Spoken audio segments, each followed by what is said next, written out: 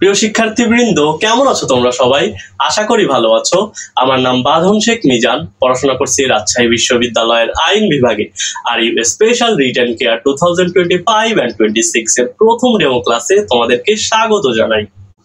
আজকে আমরা রিটেন ইংলিশের একটা গুরুত্বপূর্ণ টপিক নিয়ে আলোচনা করব। টপিকটি হলো রিডান্ডেন্সি। রিডান্ডেন্সি এর বাংলা পরিভাষা জানা আছে কি? রিডান্ডেন্সি এর বাংলা পরিভাষা হলো বাহুল্য দোষ বা অপ্রয়োজনীয়তা। এখন তাহলে জেনে নাও রিডান্ডেন্সি কাকে বলে। সেন্টেন্সে কোনো ওয়ার্ডের প্রয়োজনের অতিরিক্ত ব্যবহারকেই রিডান্ডেন্সি বলে। চলো তাহলে এই বিষয়টা আরো ক্লিয়ার করি। কোন সেন্টেন্সে একই অর্থবোধক ওয়ার্ড বারবার ব্যবহার করলে ওই সেন্টেন্সের সৌন্দর্য নষ্ট হয়। এই জিনিসটাই মূলত রিডান্ডেন্সি নামে পরিচিত। ধরো তোমার একজন বড় ভাই একটা নির্দিষ্ট জিনিস আনতে বললো, তুমি ওই নির্দিষ্ট জিনিসটি তো আনলেই এর সাথে অপ্রয়োজনীয় অন্যান্য জিনিসও নিয়ে আসলে, তখন তোমার ওই বড় ভাই তোমার উপর কিন্তু ক্ষিপ্ত হবে। তেমনি ভাবে তুমি যখন তোমার রিটেন এক্সামে অপ্রয়োজনীয় ওয়ার্ড ব্যবহার করবে, তখন কিন্তু তোমার টিচারও তোমার উপর রাগান্বিত হবে এবং তোমাকে কম নম্বর দিবে। এজন্য রিটেন এক্সামে রিডান্ডেন্সির ব্যবহার করা যাবে না এবং রিডান্ডেন্সিকে যতদূর সম্ভব এড়িয়ে চলতে হবে।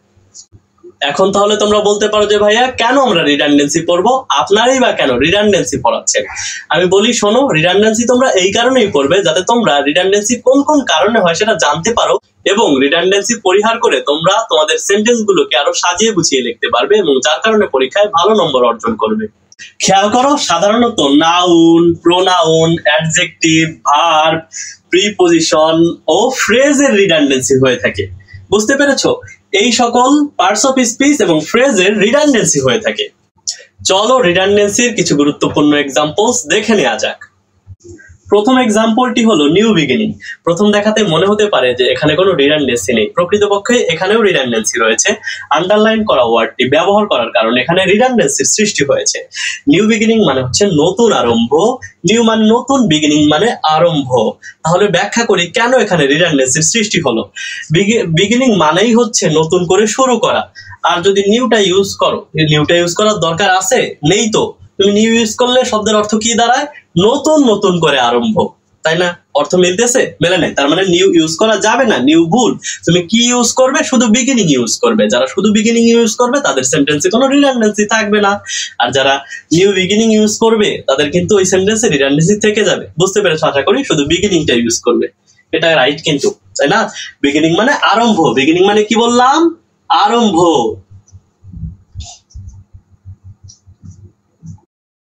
চলো 2 নং এক্সাম্পলটি ব্যাখ্যা করি। আগের মতোই 2 নং এক্সাম্পলটি দেখলে তোমাদের মনে হতে পারে এখানে কোনো রিডান্ডেন্সি নেই। প্রকৃতপক্ষে এই 2 নং এক্সাম্পলেও রিডান্ডেন্সি রয়েছে। দেখো, এখানে আন্ডারলাইন করা ওয়ার্ডটি ব্যবহারের কারণে এখানে রিডান্ডেন্সির সৃষ্টি হয়েছে। আন্ডারলাইন করা ওয়ার্ডটি হলো ডিফিকাল্ট আর এই পাশের ওয়ার্ডটি হচ্ছে ডিলেমা। আচ্ছা, মেইনলি তোমাদের এই ডিলেমা ওয়ার্ডটি সম্পর্কে একটু ধারণা থাকা লাগবে যে কেন এখানে রিডান্ডেন্সি হয়েছে, এই বিষয়টা জানার জন্য। দেখো, ডিলেমা শব্দের অর্থ কি বলো তো? তোমরা অনেকেই জানো, আবার অনেকেই জানো না। ডিলেমা শব্দের অর্থ হচ্ছে উভয় সংকট বা দোটানা অবস্থা। দেখো, আমি পাশে বাংলা লিখে দিয়েছি, তোমরা অবশ্যই এটা নোট করবে। ডিলেমা শব্দের অর্থ কি? উভয় সংকট।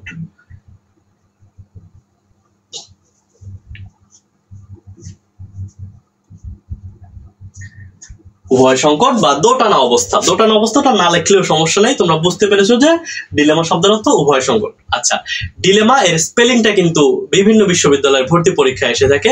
এই বানানটা মনে রাখে একটা জোস টেকনিক আছে। দেখো, টেকনিকটা হচ্ছে এরকম: ডিল এম মা, 3টে অংশ, তাই না? ডিল এম মা। এভাবেই তোমরা ডিলেমা শব্দটির বানান মনে রাখতে পারবে।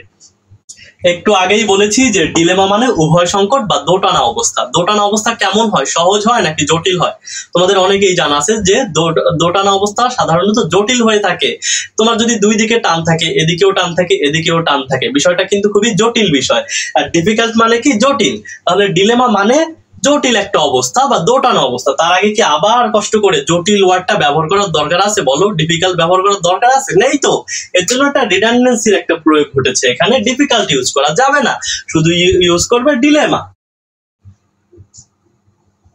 এখন আমরা 3 নং এক্সাম্পল নিয়ে আলোচনা করব। বরাবরের মতোই 3 নং এক্সাম্পলে থাকা ফ্রি গিফট এর আন্ডারলাইন করা অংশটি হচ্ছে ফ্রি।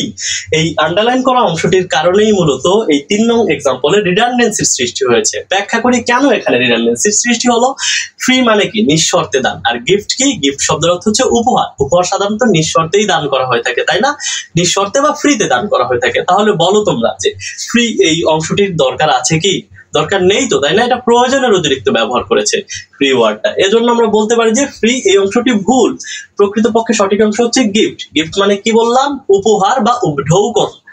দেখো, গিফট মানে হচ্ছে উপহার, সবাই জানো, তাই না? এটা খুবই সহজ। তবে এটা মনে রাখবে যে ফ্রি গিফট, এখানে ফ্রি শব্দটির ভুল প্রয়োগ রয়েছে, যার কারণে রিডান্ডেন্সির সৃষ্টি হয়েছে। যারা শুধু গিফট ইউজ করবে তারা পরীক্ষায় ভালো নম্বর পাবে, আর যারা ফ্রি গিফট ইউজ করবে তারা পরীক্ষায় কম নম্বর পাবে। আশা করি বুঝতে পেরেছো। এখন আমরা কয়েকটি সেন্টেন্সের মাধ্যমে তোমাদেরকে রিডান্ডেন্সি সম্পর্কে পূর্ণাঙ্গ ধারণা দিব। খেয়াল করলে তোমরা দেখবে যে আমরা এখানে প্রতিটি অংশে, এখানে 4টি সেন্টেন্স আছে। এটা একটি সেন্টেন্স, এটা একটি সেন্টেন্স, এটা একটি সেন্টেন্স, এটা একটি সেন্টেন্স। বুঝতে পেরেছো? প্রতিটি সেন্টেন্সেরই আমরা একটা ইনকারেক্ট ফর্ম রেখেছি আর একটা কারেক্ট ফর্ম রেখেছি। ইনকারেক্ট মানে কি? অশুদ্ধ বা ভুল, তাই না? আর কারেক্ট মানে শুদ্ধ বা সঠিক, তোমরা সবাই জানো। তাহলে এখানে মোট সেন্টেন্স আছে 4টা। এই 4টা সেন্টেন্স আমরা এখন ব্যাখ্যা করব কেন উপরের অংশটি ভুল এবং নিচের অংশটি সঠিক।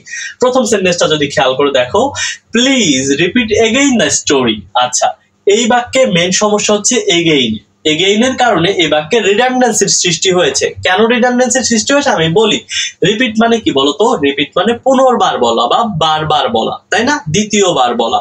তাহলে রিপিট মানেই যেহেতু পুনর্বার বলা, এগেইন কি বলার দরকার আছে? এগেইন বলার দরকার নেই। এগেইন মানেও আবার, আর রিপিট মানেও আবার বলা।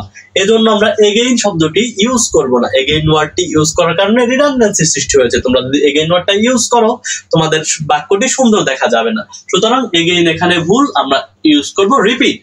আশা করি ক্লিয়ার হয়েছে। এই কারণে আমাদের কারেক্ট সেন্টেন্সটি দেখো, তোমার এগেইন শব্দটি উঠে গিয়েছে, শুধু রিপিট শব্দটি এখানে স্থায়ী হয়েছে।